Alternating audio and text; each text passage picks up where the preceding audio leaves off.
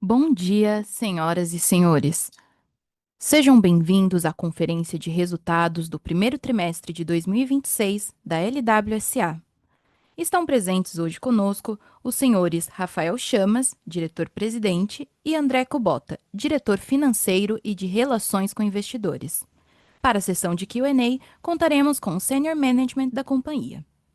Esse evento está sendo transmitido pela internet via Zoom Webinar, com tradução simultânea para o inglês, podendo ser acessado no endereço ri.lwsa.tech, clicando no link que aparecerá no pop-up. Os slides da apresentação estão disponíveis para download na central de resultados do site de RI, na aba Informações Financeiras. As informações são apresentadas em reais e foram preparadas conforme as práticas contábeis adotadas no Brasil, baseada nos pronunciamentos, orientações e interpretações emitidos pelo Comitê de Pronunciamentos Contábeis.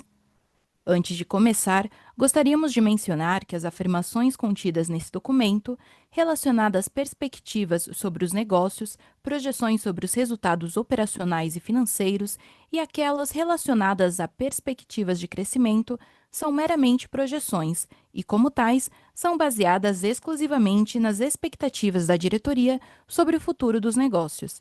Essas expectativas dependem substancialmente das condições de mercado, do desempenho da economia brasileira, do setor e dos mercados internacionais e, portanto, sujeitas a alterações sem aviso prévio. Todas as variações aqui apresentadas são calculadas com base nos números em milhões de reais, exceto quando informado, assim como os arredondamentos. O presente relatório de desempenho inclui dados contábeis e não contábeis, tais como operacionais, financeiro orgânico e proforma, e projeções com base na expectativa da administração da companhia. Os dados não contábeis não foram objeto de revisão por parte dos auditores independentes. Para o Q&A, sessão de perguntas e respostas, orientamos que sejam enviadas via ícone de Q&A no botão inferior de sua tela, informando seu nome e sua companhia. Por padrão da dinâmica, seus nomes serão anunciados para que façam sua pergunta ao vivo. Nesse momento, uma solicitação para ativar seu microfone aparecerá na tela. Agora, gostaria de passar a palavra ao Sr. Rafael Chamas, que iniciará a apresentação, e, posteriormente, ao Sr. André Kubota. Por favor, Rafael, pode prosseguir. Bom dia a todos, muito obrigado pela participação no call de resultados do primeiro trimestre de 2026. Eu vou começar a apresentação trazendo alguns destaques, depois vou falar sobre evoluções importantes que a gente teve nas entregas de produtos dos nossos clientes, e aí eu passo a palavra para o Bota, nosso CFO, aprofundar mais sobre os resultados, mas resultados bastante consistentes nesse primeiro TRI, que tem sido a tônica das nossas entregas. Então, continuamos com receita top line crescendo duplo dígito, a gente teve 10% de crescimento, depois a gente detalha um pouco melhor isso por operação. A operação de e-commerce cresceu 14,3%, e eu destaco aqui, depois vou trazer isso com mais clareza, dois componentes relevantes de crescimento. Tivemos uma excelente expansão na base de clientes, então a adição líquida de clientes foi muito boa, e a receita de assinaturas, algo super importante na dinâmica do business, também foi bastante positiva.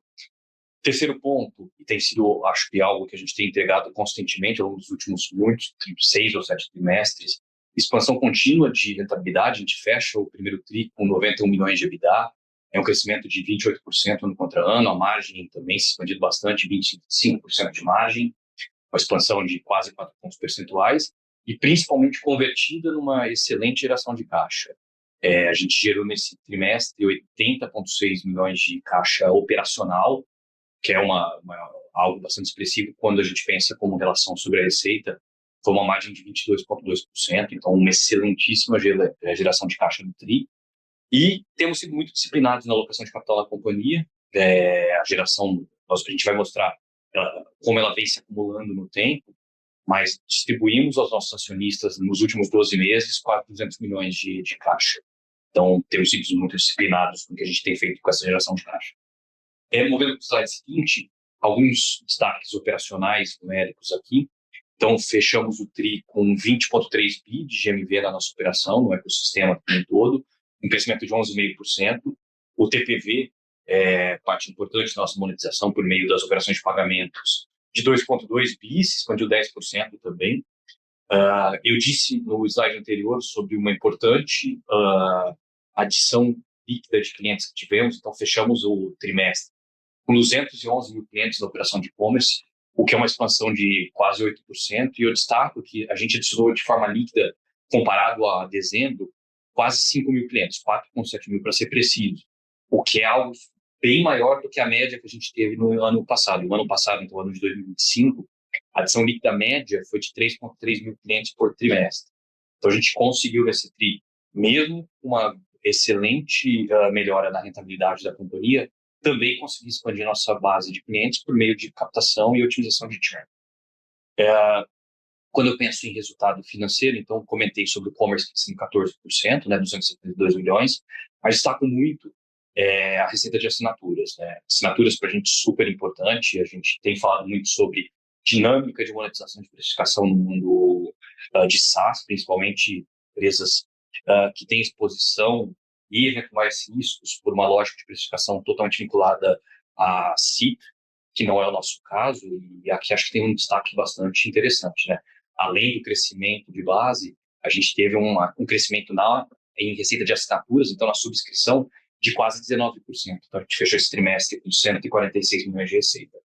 E rentabilidade, comentei, mas trazendo mais em números, então o EBITDA de 91 milhões, foi uma expansão de quase 28%, a margem de 25%, e que é uma expansão ano contra ano de 3,6 pontos percentuais, e a geração de caixa, como eu comentei, então 80,6 milhões, uma margem de fluxo de caixa livre, quando comparada à receita, de 22,2%, a maior que a gente já entregou desde que a gente abriu o capital da companhia. Movendo para o slide seguinte, eu vou trazer... A gente, no último call, né, no call de dezembro, eu trouxe muito sobre como a gente se encaixa numa lógica agêntica, principalmente pelos dados, pela essencialidade da nossa operação, e como a gente se prepara muito bem para o mundo agêntico. Então, aqui eu vou trazer 3 casos já concretos de entregas relevantes que a gente tem trazido para os nossos clientes. Então, o valor da nossa operação totalmente intrínseco ao nosso produto, sem a necessidade de cobranças por módulos específicos, já que a AI faz parte da forma como a gente serve o nosso cliente nos nossos produtos, como eles já o são. E eu vou trazer 3 cases aqui práticos, então, de uso de AI, principalmente AI agêntica na nossa operação. O case 1, como a gente faz no nosso sistema de gestão, como a gente traz um assistente conversacional que permite, então, uma operação totalmente conversacional na plataforma. O segundo caso, o storefront já personalizado por agentes, algo substancialmente robusto e poderoso para o nosso cliente. A primeira plataforma de e-commerce a permitir isso no Brasil. E, por fim, como a gente tem otimizado a nossa plataforma para uma integração nativa e completa com a LLMs. No final das contas, como a gente leva os nossos clientes para o mundo dos LLMs contextualizado e, obviamente, de exposição totalmente integrada e nativa. Então, são esses 3 cases. O primeiro deles tem um vídeo que vai ser passado com som, inclusive. Então, por favor, vamos para o próximo slide. Chegou a hora de dar ritmo ao seu Bling com inteligência artificial. Conheça o novo assistente de IA do Bling, a inteligência conversacional que agiliza o seu negócio. Com ele, você para de pular de tela em tela e comanda sua operação em um único lugar. Precisa subir uma lista de produtos? Basta arrastar sua planilha para o chat e ele faz o mapeamento na hora. Quer saber qual produto performou melhor nos últimos 15 dias? Pergunte e o assistente devolve insights, interagindo direto com o seu navegador. Na hora de vender, o agente de anúncios entra em ação. Ele gera descrições de alta performance e preenche automaticamente toda a ficha técnica com apenas um clique. Para uma vitrine impecável, o agente de imagens remove o fundo das fotos. Tudo dentro do Bling. Menos tempo no operacional, mais tempo pensando no seu negócio. Bom, como vocês puderam ver no vídeo, a gente, com AI, a gente consegue trazer muita eficiência e produtividade para o nosso cliente. Né? Eu comentei isso no call do 4º trimestre, e aqui fica muito evidente, né? AI, principalmente a gente, que ela muda a interface, ela facilita o uso de ferramentas em geral, ela melhora a experiência do nosso cliente, facilita o onboarding, a operação, mas é óbvio, para que aquilo funcione, a gente viu ali cases muito complexos, né? Uma subida de catálogo de estoque, não está no vídeo, mas hoje o cliente é capaz de fazer um pedido de compra, de reposição totalmente conversacional, Então, a interface, a experiência de uso do produto, ela é facilitada. Mas para que isso ocorra de uma forma nativa e segura, é aqui que está a grande fortaleza da LWSA. A gente tem todos os domínios na nossa mão, então os domínios de catálogo de venda, de estoque logístico, serviços financeiros, todos eles muito bem amarrados, integrados, e isso nos permite construir ferramentas com essa robustez, como vocês viram aqui no caso do Bling. E, movendo para o próximo slide, mais um caso em que eu trago uma grande evolução agêntica. A Wake foi a primeira plataforma brasileira a permitir que o storefront seja completamente personalizado por agentes. O que isso significa? Os nossos clientes hoje, se utilizando de ferramentas de AI, de design, vocês têm visto várias surgindo e evoluções muito relevantes, qualquer coisa que seja feita em qualquer uma dessas ferramentas, os nossos próprios agentes se utilizam desses componentes e levam tudo isso que foi construído nativamente para o website, para o storefront. Então, o storefront ele é composto, obviamente, de diversos componentes de design e layout, e não só, né?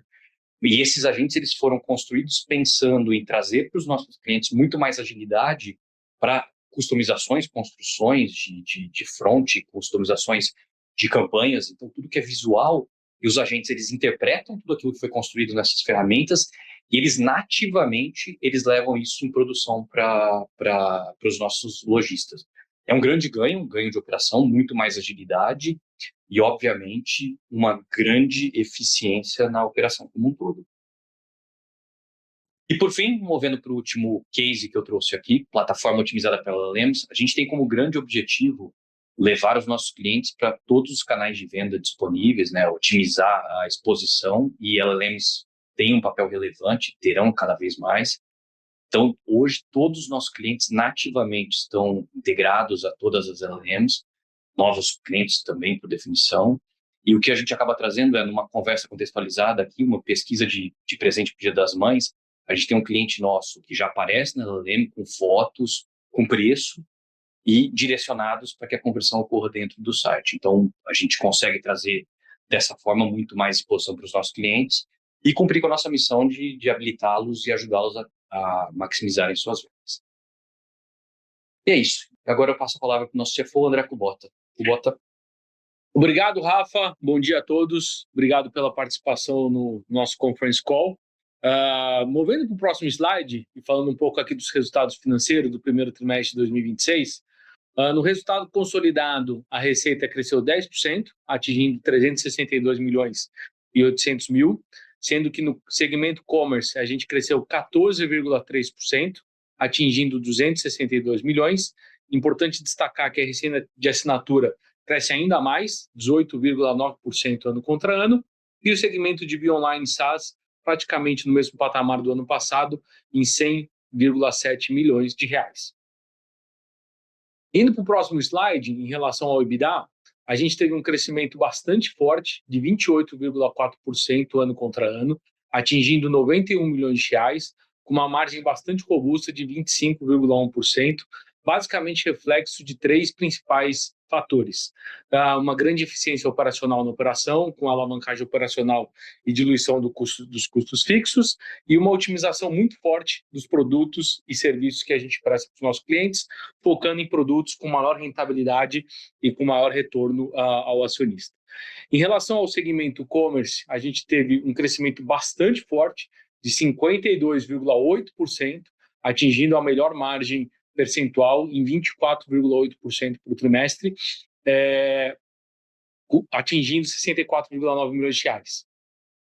No segmento de Bionline SaaS, apesar de uma queda em relação ao ano passado, eu vou mostrar um pouco mais à frente que ela atinge uma margem bastante robusta, em linha com os trimestres anteriores, em 25,8%. Indo para o próximo slide, colocando um patamar uma visão um pouquinho mais longa em relação aos últimos 24 meses, a gente atinge um EBITDA recorde para o primeiro trimestre, também com uma margem recorde para o trimestre, né? A gente atingiu 25,1%, com 91 milhões de reais no trimestre. No próximo slide, o segmento e-commerce com uma dinâmica bastante parecida também, com o melhor patamar que a gente já teve histórico para um primeiro trimestre, atingindo 64,9%, com uma margem de 24,8%. No segmento Bionline SaaS, aqui a gente colocou uma visão dos últimos 12 meses, e demonstrando basicamente que, apesar de algumas variações entre trimestres, quando a gente olha nos últimos 12 meses, é uma margem que se mantém estável ao redor de 25% desde o quarto trimestre de 2024. Outro destaque bastante positivo na nossa visão aqui é a forte geração de caixa, a conversão do EBITDA em caixa. A gente tem um maior patamar histórico aqui dos últimos anos em relação à geração de caixa. Isso já é após os investimentos e o CAPEX que a gente faz para reinvestir no crescimento da companhia. A gente atingiu nos últimos 12 meses 317,4 milhões de reais, uma margem de fluxo de caixa operacional de 21,9%, e grande parte desse caixa que a gente gerou, a gente continua retornando para os acionistas, seja via dividendos, recompras ou redução de capital, e nos últimos 12 meses a gente atingiu um número de praticamente 200 milhões de reais. E com isso, o último slide aqui, a gente devolve para o operador e abre para perguntas e respostas. Gostaria de lembrar que as perguntas devem ser enviadas via ícone de Q&A no botão inferior de sua tela. Por padrão da dinâmica, seus nomes serão anunciados para que façam sua pergunta ao vivo. A nossa primeira pergunta vem do Sr. Luca Brendim, do Bank of America. Por favor, pode prosseguir.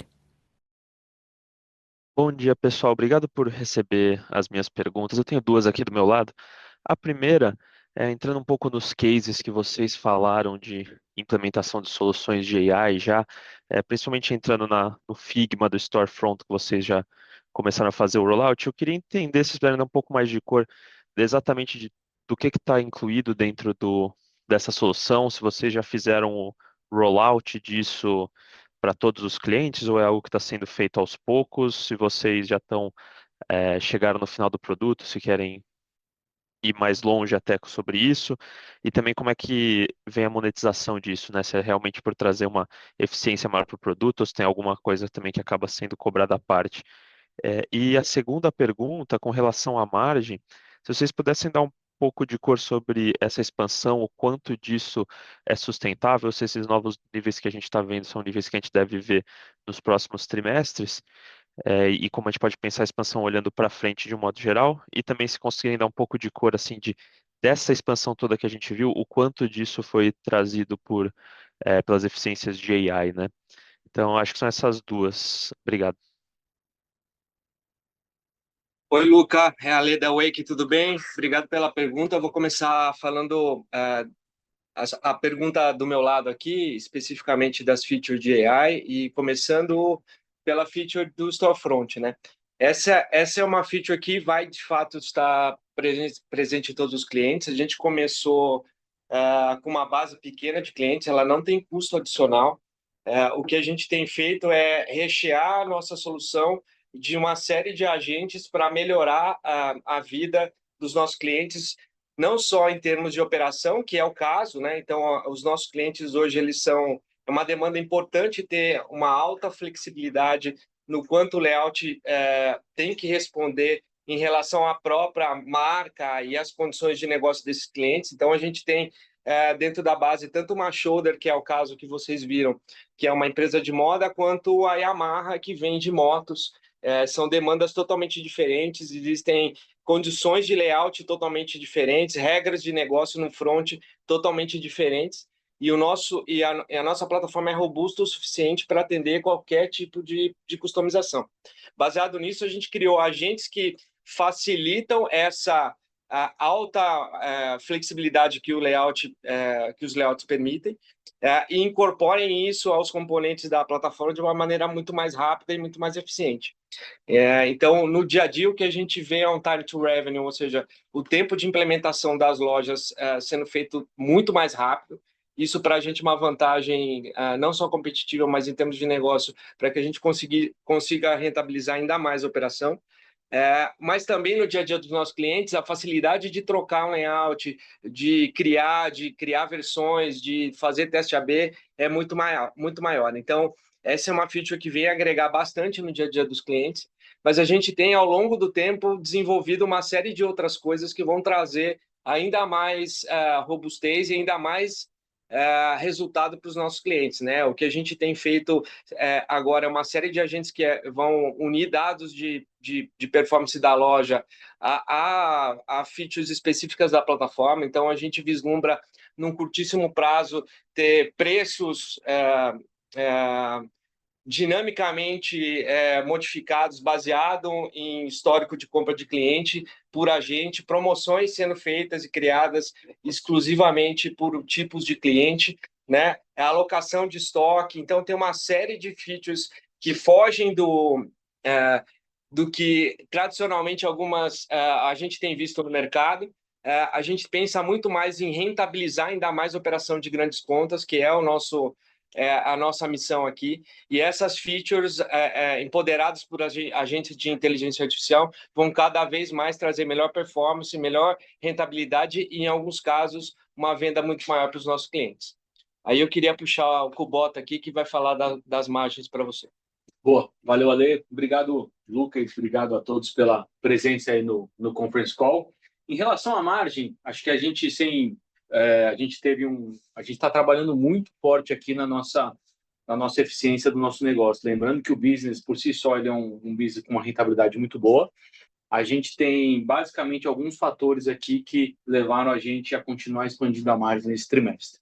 Acho que um deles a gente já vem falando bastante, mas a essência do business, ele tem uma margem bruta bastante alta, portanto, com um crescimento, mesmo que ainda aquém do que a gente quer, né? A gente quer acelerar esse crescimento, ele tem uma diluição muito forte de custo fixo, né? Então, isso é natural do negócio, isso vai continuar acontecendo, isso é estrutural, tá? Isso deu alguns pontos percentuais aí de expansão de margem.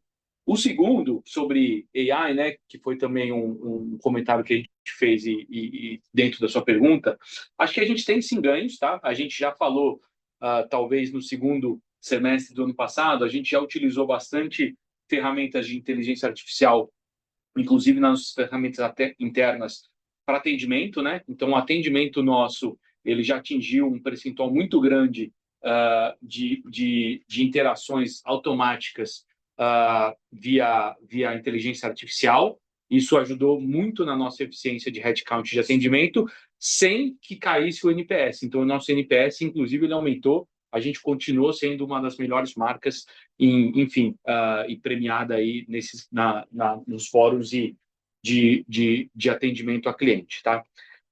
E o terceiro ponto, e ainda, acho que, além disso, né, de inteligência artificial, a gente tem feito o rollout aqui desde o ano passado já, de forma massiva de ferramentas para todas as áreas, principalmente de produto, engenharia e desenvolvimento, mas também para áreas de suporte da operação, tá? Então, a gente já fez isso ano passado, a gente está fazendo algumas transições para ferramentas adicionais aqui internamente, isso tem dado um ganho de eficiência muito grande, tá? Mas em relação ao custo, eu acho que esse não tem sido o foco nesse primeiro momento, a gente tem focado muito nesse uso para antecipação de roadmap, para antecipação de melhoria de produto e nas atividades de suporte a gente também tem focado muito em eficiência, automatização de tarefas mais operacionais, né? Então a gente tem automatizado bastante isso, ganhado muita eficiência e melhorado a governança dos processos, tá?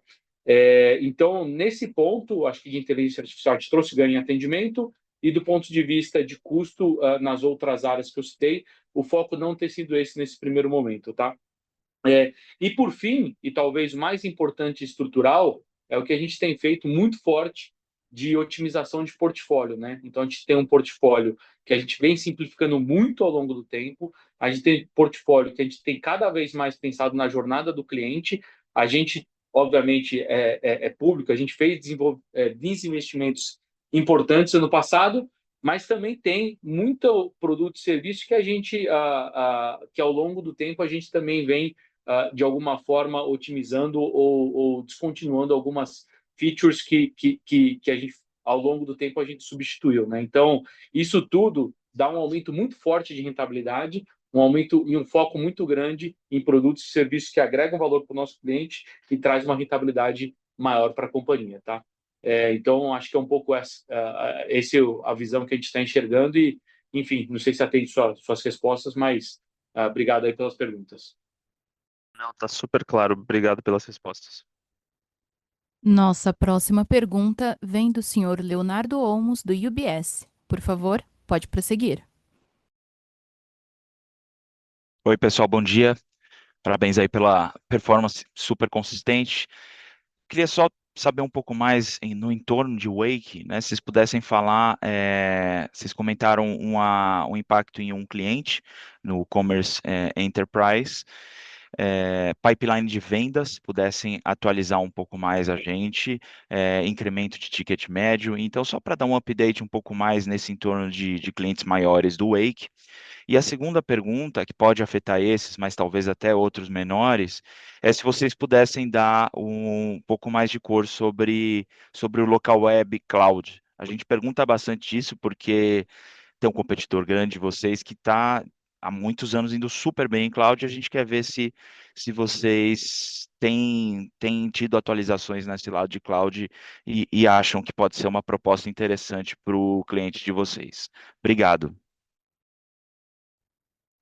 Léo, obrigado pela pergunta. Eu Ale aqui da Wake. Vou começar, depois vou passar para o Igor responder a sua segunda pergunta.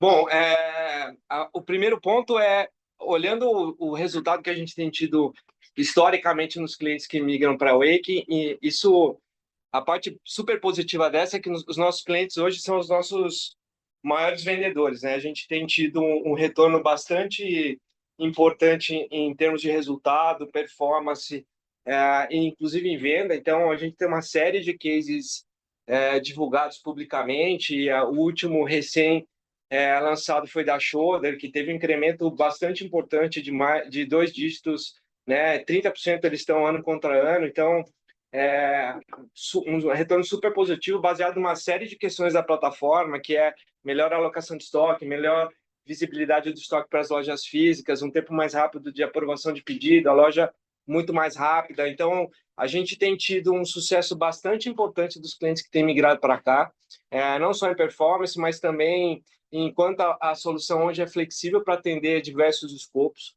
A gente olha para o futuro com um pipeline bastante expressivo. A gente tem uma série de marcas que a gente já tem assinado, super importantes, que vão ser lançadas nos próximos meses, e a gente está olhando para o resto do ano de uma maneira bastante otimista, com uma série de outras marcas que vão rechear ainda mais o que a gente tem de marcas importantes e icônicas do varejo brasileiro dentro da Wake. Olhando em ticket médio, o que eu posso dizer para você é que desde o começo da operação até agora, a gente mais ou menos quintuplicou o que a gente tinha de ticket médio vendido, né? As marcas, os novos contratos estão vindo com ticket muito maior. Isso é reflexo do tamanho dos clientes que a gente tem vendido. Obviamente, o nosso business, que fala de médias e grandes empresas, é um business reputacional, né? Então, a gente começou lá atrás numa escala de clientes um pouquinho menores, a gente foi criando case nesses clientes, e aí varejistas maiores foram adquirindo confiança, colocando as operações com a gente. Isso foi trazendo cada vez mais outros varejistas, e a gente está num pacing bastante importante de continuar esse aumento de ticket, de trazer clientes cada vez maiores para a operação. Aí, Igor. Legal. Léo, bom dia. Obrigado pela pergunta. Deixa eu dar um pouquinho de cor aqui sobre o Local Web Cloud. Antes disso, deixa eu só fazer um recap rápido, né? Local Web Cloud, um produto que acabou de sair de soft launch. A gente fez o lançamento dele em abril, depois de vários meses em teste. A gente fez teste com vários clientes, testes internos e por aí vai. Então, é um produto recente, num ramp-up muito inicial ainda, super dentro aqui das nossas expectativas em termos de performance, porém, surpreendendo muito em termos de feedback dos clientes e de como os clientes têm utilizado de forma muito mais avançada o produto. Isso tem deixado a gente muito feliz. Os feedbacks têm sido espetaculares, e a gente tem visto clientes utilizando justamente para workloads muito mais avançados do que a gente olha tipicamente num cliente local web tradicional. Deixa eu te explicar melhor o que isso significa. Um cliente local web tradicional é um cliente que usa Virtual Private Server, né? Então, é um cliente que usa VPS, usa um workload um pouco mais simples. E os clientes em Local Web Cloud, eles também usam esse tipo de aplicação, esse tipo de workload, mas eles também têm a capacidade de fazer uso mais avançado. Então, são clientes que conseguem conectar com LLMs externas, são clientes que fazem uso de autoscale, são clientes que fazem uso de APIs externas, são clientes que fazem uso de vários outros serviços sofisticados que a própria nuvem entrega. E a gente tem visto esses clientes fazerem esse tipo de uso, com 2 zonas de disponibilidade, com recursos computacionais mais avançados e por aí vai. Então, a gente tá muito feliz, Léo, de poder ver a qualidade que esse produto tem conseguido entregar na ponta para esses clientes aqui nesse ciclo inicial. Eu tô do lado do Williams aqui. A Tray é um grande cliente que está utilizando o produto e a gente tem visto também a Tray fazer uso do produto em escala. Então, o que eu posso compartilhar aqui contigo é que isso tem dado para a gente motivação para acelerar o roadmap. A gente tinha um plano de construção e a gente está discutindo uma antecipação mais forte desse plano, dado que a gente tem visto que a demanda por funcionalidades tem aparecido, os clientes têm dado excelentes feedbacks, e como você mesmo disse, a gente tem enxergado o mercado é enorme. Tem uma janela de oportunidade aqui única, muito grande, e que a gente tem toda a capacidade de surfar, e a gente vai fazer tudo que está ao nosso alcance para surfar bem essa oportunidade. Então, nós estamos estruturando isso, Léo, está no nosso plano, e enfim, estamos trabalhando para isso sim, tá? Pô, que legal, bastante coisa positiva. Obrigado, gente. Um abraço, bom dia. Nossa próxima pergunta vem do senhor Luiz Chagas, da XP. Por favor, pode prosseguir. Oi, bom dia, pessoal. Obrigado pelo espaço e parabéns novamente pelo resultado. Do meu lado são 2 perguntas. A primeira é sobre margem ainda. Voltando nesse tema, vocês comentam ali das despesas de G&A, né, que caíram ano contra ano por conta ali da queda de headcount. Eu queria entender se essa redução já foi totalmente capturada no primeiro TRI ou se tem algum efeito incremental para ser capturado nos próximos trimestres. E a segunda pergunta, vocês comentaram uma melhora ali da dinâmica operacional em março, né, depois de um fevereiro um pouquinho mais desafiador. Se vocês puderem comentar como é que abril performou, assim, em termos de GMV, monetização e a dinâmica ali de SMB, seria legal. Obrigado. Oi, Luiz, tudo bem? Kubota aqui falando. Vou pegar a primeira pergunta aqui. Em relação, dando um detalhamento um pouco maior aqui na margem, acho que do ponto de vista de headcount, a otimização que a gente fez de headcounts, ela foi basicamente feita ao longo do ano passado, trimestre a trimestre, tá? Então, essa redução grande aí, ela aconteceu grande parte no ano passado. Um pedaço dela também tem a ver, obviamente, com os desinvestimentos que a gente fez, tá? Com esses desinvestimentos, os headcounts também foram juntos com as vendas dessas empresas. Isso deve representar mais ou menos metade desse ganho, a outra metade foi uma eficiência maior aí, relacionada a todos os termos que eu comentei de atendimento e de eficiência operacional, tá? Olhando para frente, obviamente a gente tem um plano de aceleração de crescimento, então a gente entende que a gente já chegou nesse patamar, não estamos prevendo nenhuma redução adicional, tá? Inclusive, ao contrário, a gente pode eventualmente até ter pequenos aumentos ao longo do tempo, mas nada que mude a dinâmica do ponto de vista de margem e do que a gente tem, acho que dividido com vocês ao longo do tempo, da dinâmica do nosso negócio em termos de rentabilidade. E aí, não sei se o Rafa tem algum ponto adicional, mas também vou passar a segunda pergunta para ele aqui. Não, tá ótimo, Kubota, obrigado. Luiz, bom dia, obrigado pela pergunta. E indo para o teu ponto de abril, acho que separando em duas coisas, né? Quando eu penso nos indicadores operacionais, vocês viram que a performance tem sido muito puxada pelo crescimento de base, assinatura, então são indicadores de saúde da nossa operação. Continuam legal em abril, então a gente teve uma boa adição de clientes líquida, curvas de churn muito controladas, a monetização, acho que vocês viram que o ARPU se expandiu bem, isso é uma dinâmica, obviamente, do nosso sucesso do cliente, performando bem, a gente monetiza mais, constantemente pensando packaging, precificação, então tudo isso ajuda bastante. Segunda coisa, quando a gente pensa no mais transacional, GMV, abril foi um mês com muitos feriados, né? Então, obviamente, é um mês um pouco mais moro nesse sentido, mas não vemos nenhuma mudança de tendências aqui. Acho que o que a gente enxergou no primeiro TRI deve ser a tônica do segundo trimestre. O importante é dizer, os indicadores de saúde operacional e de dinâmica, eles estão todos funcionando muito bem, e abril foi mais um mês nesse caso, tá bom? Obrigado, pessoal, muito claro. Nossa próxima pergunta vem da senhora Maria Clara Infantozzi, do Itaú. Por favor, pode prosseguir. Bom dia, pessoal. Obrigada pela oportunidade. Eu queria pedir para vocês explorarem um pouco como tem percebido as tendências do Be Online, né? Nesse trimestre a gente viu uma estabilização de top line. Então, escutar o que vocês estão vendo nessa BU, quais são as perspectivas olhando para frente, se puderem pincelar um pouco também em como vocês têm visto o business de cloud. Obrigada. Maria, aqui é o Igor novamente. Obrigado pela pergunta.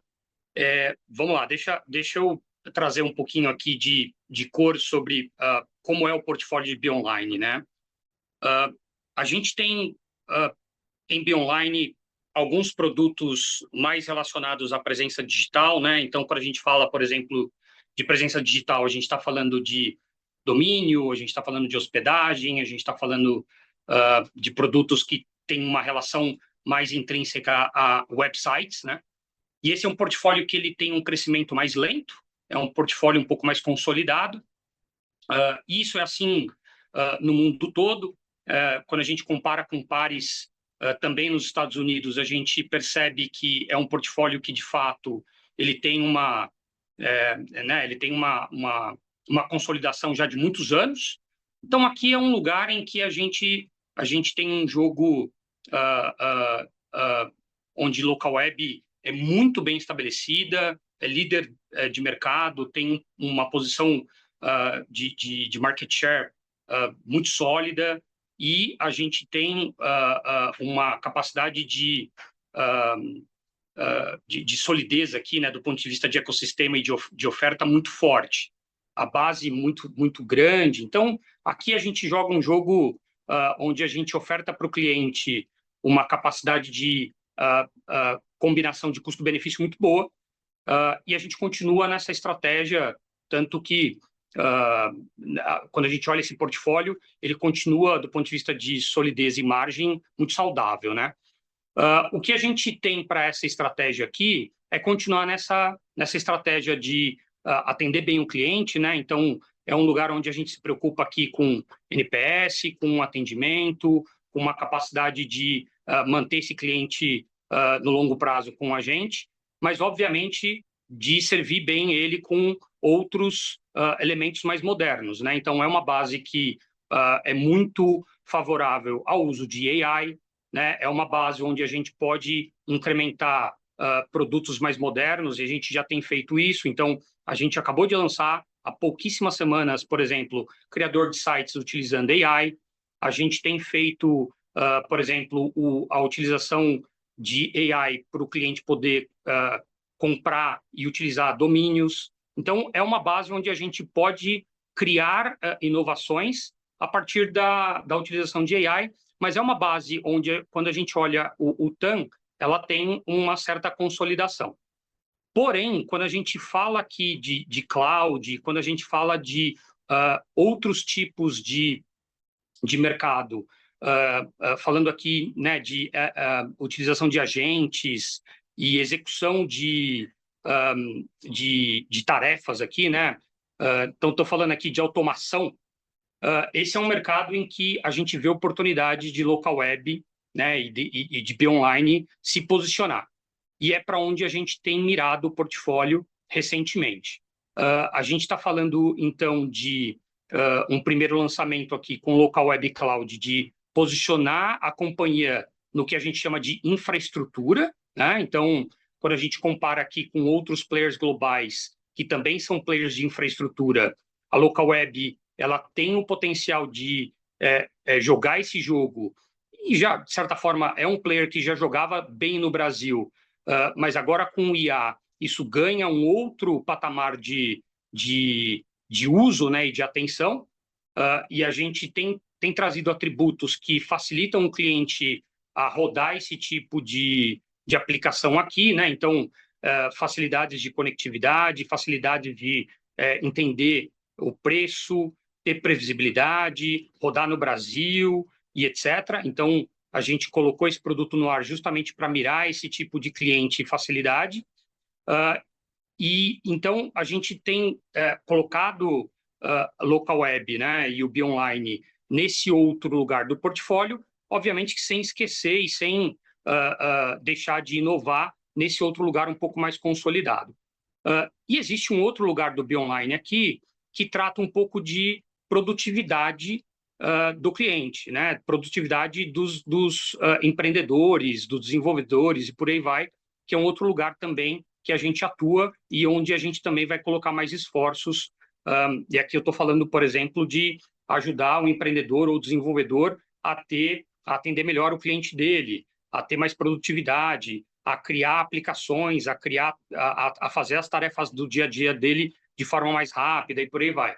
Esses outros portfólios e produtos são coisas que a gente tem pensado para o B-Online, são coisas que ainda estão no forno aqui, mas que eventualmente a gente, em algum momento, vai começar a explorar e colocar aqui no mercado também, tá?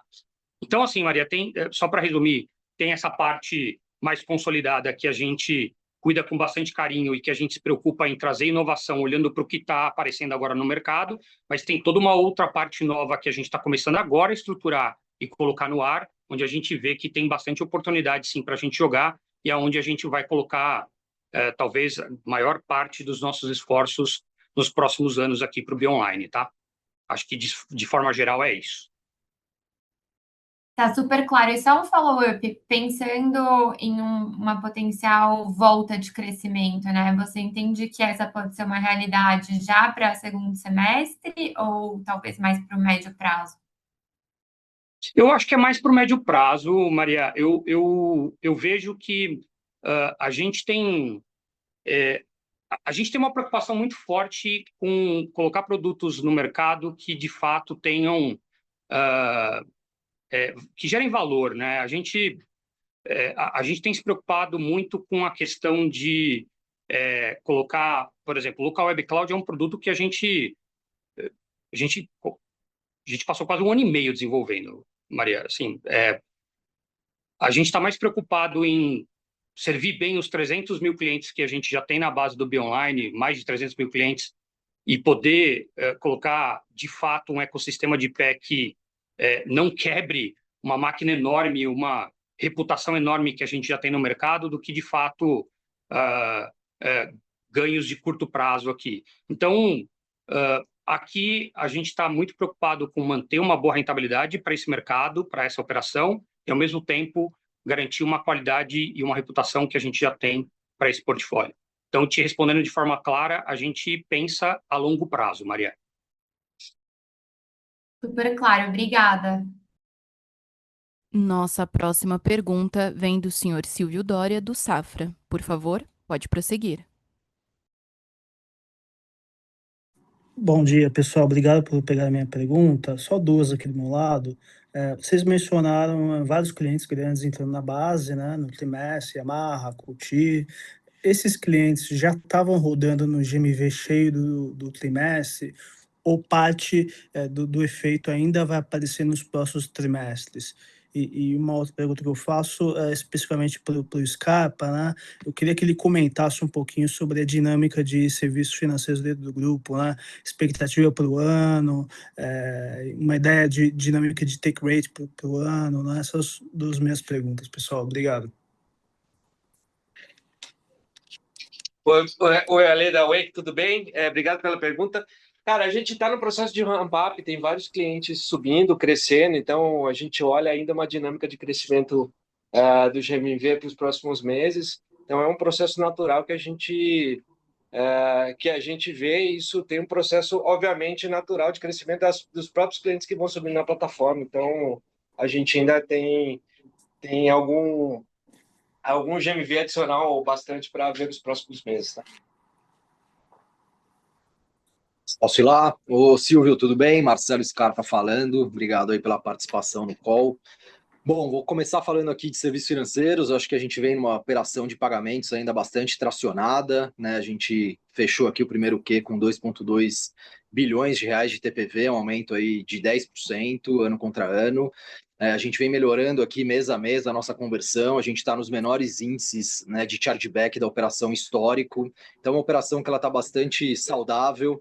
A gente vê uma diferença de mix também, né? Então a gente está aumentando aqui clientes maiores, aqui principalmente em parceria com a Wake, né? É um perfil de cliente que tem um parcelamento, né? Uma dinâmica de parcelamento, uma dinâmica de antecipação diferente, né? do portfólio. Então a gente enxerga isso também, né? Nos take rates.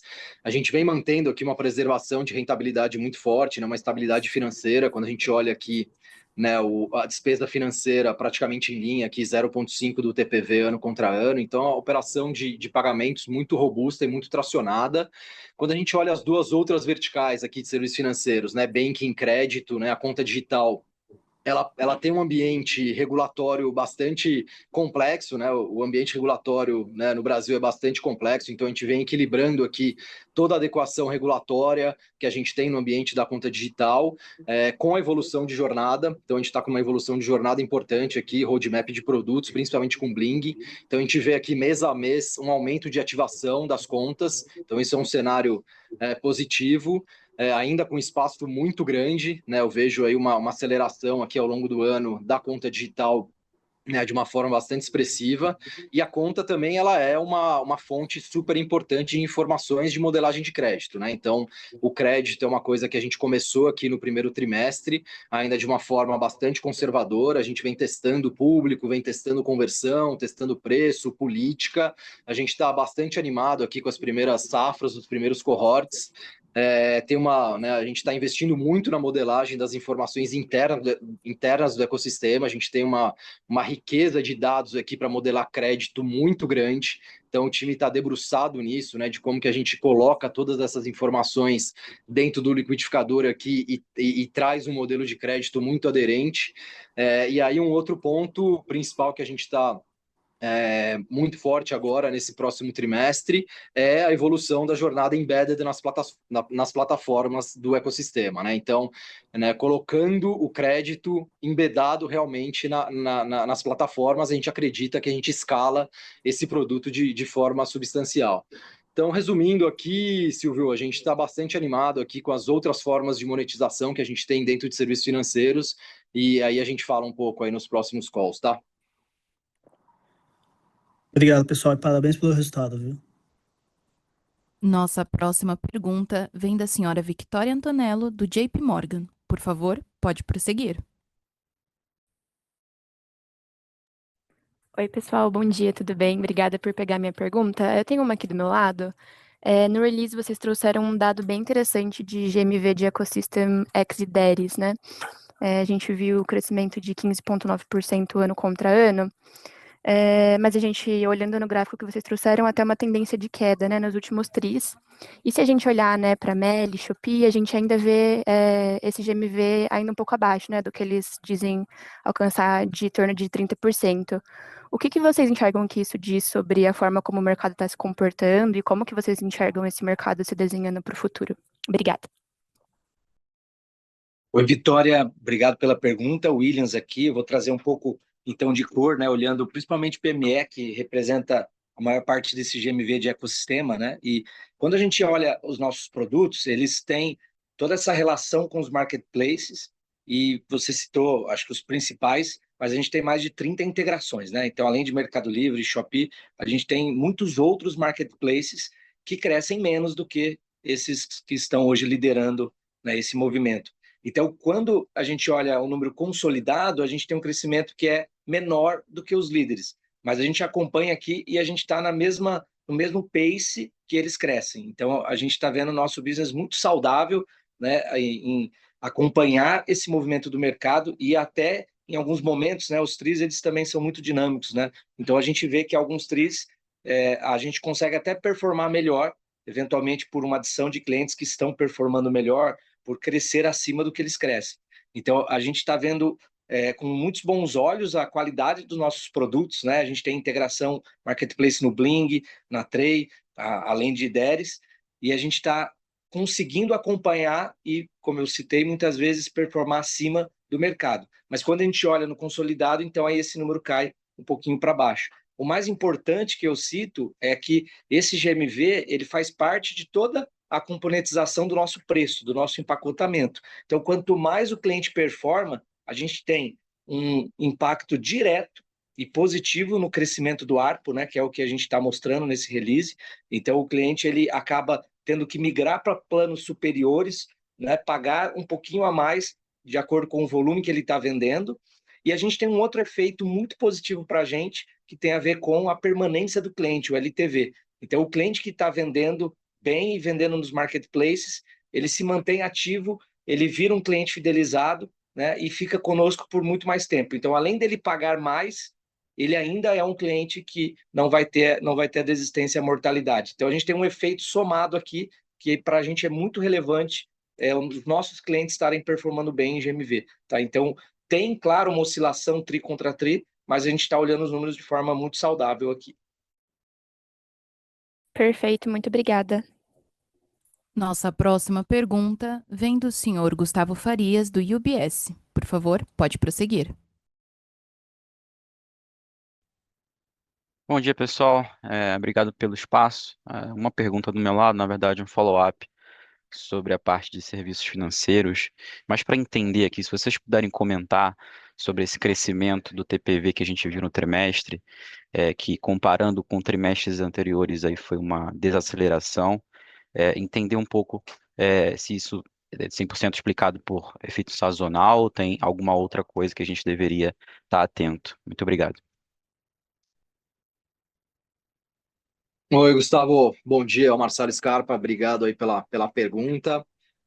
Aqui a gente vê, né, tem uma questão sazonal aqui, né, quando a gente olha o primeiro trimestre, mas a gente olha até, né, um crescimento maior aqui de TPV do que o próprio GMV aqui de loja própria, então acho que não é nenhuma preocupação aqui. A gente, né, vem numa, como eu falei na pergunta anterior aqui, numa operação bastante tracionada, com uma despesa financeira totalmente em linha aqui, né, com a preservação da rentabilidade.